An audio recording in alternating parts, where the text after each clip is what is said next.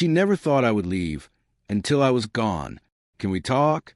That was the message that appeared on my phone exactly 1 year after I walked away. It was from her, the woman I once loved, the woman I once trusted, the woman who betrayed me. I stared at the screen, feeling nothing. No anger, no sadness, no longing, because the moment she chose someone else, I chose myself. I walked away without a word, without a fight, without looking back. She thought I'd come crawling back. She thought I'd miss her. But now, a year later, she was the one begging for another chance. The day I found out, I didn't react the way she expected. There were no fights, no screaming, no begging for answers. I simply packed my things and left. She called. I didn't answer. She texted. I never replied. She asked my friends about me. They had nothing to tell her, because for me, she no longer existed. I disappeared. A new city, a new job, a new life. I focused on myself. I became someone even I barely recognized. And for an entire year, I never once looked back. Until now, until this message. The woman who shattered everything was now the one trying to piece it back together. At first, I know she thought I'd be back. She probably told herself I was just being dramatic, that I needed time, that after a few weeks, I'd miss her too much to stay away. But weeks turned into months and months into a year. I never called. I never checked in. I never looked back. Meanwhile, her world was falling apart. The man she betrayed me for, he left her. The exciting new life she thought she wanted, it didn't last. The home we once shared, it felt empty without me. For the first time, she realized she didn't just lose a relationship. She lost the one person who truly cared for her. And now she wanted me back. But this time, I wasn't waiting for her. The message sat on my screen, glowing in the darkroom. Can we talk? For a long time, I just stared at it. A year ago, I would have done anything to hear those words. But now they meant nothing. I could have ignored it. I could have blocked her number and moved on with my night. But instead, I typed a simple reply. Why? Seconds later, the dots appeared. She was typing. I just need to see you. Please. I almost laughed. A year ago, she didn't need me. Now, she was begging for my time. I didn't owe her anything. But a part of me wanted to see her face.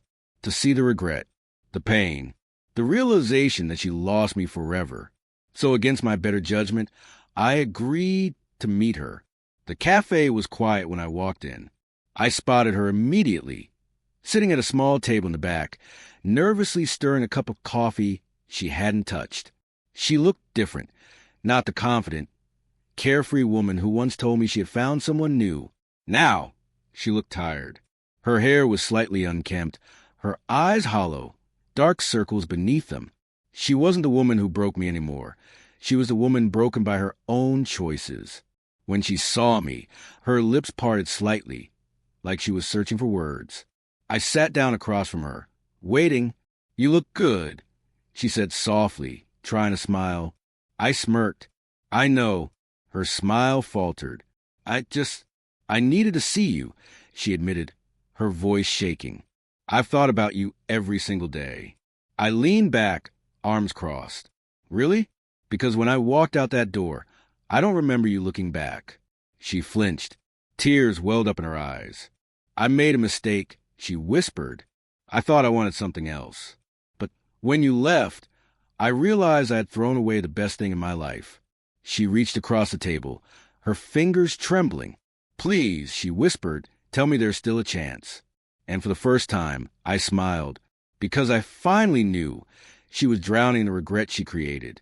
I let her sit there, waiting for my answer. Her eyes, once full of confidence, were now filled with desperation. She wanted me to say something that would undo the past, but I had nothing left to give her. I finally leaned forward, resting my hands on the table. You wanted freedom, I said calmly. You got it. Her breath hitched. She knew what was coming. I know, she whispered, tears slipping down her face, but I didn't know what I was losing. I exhaled slowly, shaking my head. That's the problem, I said. You only realized my worth when I was gone, and now it's too late. Her face crumbled. She opened her mouth to say something, to beg, to plead, to fight for me, but I was already standing up. I pulled out some cash, tossed it on the table, and met her gaze one last time. "Take care of yourself," I said simply, and then, just like I did a year ago, I walked away. But this time, she was the one left behind. She didn't chase after me. She didn't call my name. She just sat there, frozen, watching as I walked out of her life for the second time. But this time, she knew there was no coming back. As I stepped outside, the cool night air hit my face, but I felt nothing but relief. For a long time, I had wondered what I would say if I ever saw her again. But now I realized I had already said everything I needed to say by leaving. Because sometimes the best revenge isn't anger. It isn't screaming. It isn't proving a point. It's simply moving on. And as I walked into my new life, I knew one thing for sure. She would spend the rest of hers regretting the day she let me go. Final message to the audience. If someone betrays you, don't beg. Don't fight. Just walk away. And when they realize what they lost, let them drown in their own regret. Like and subscribe for more engaging stories.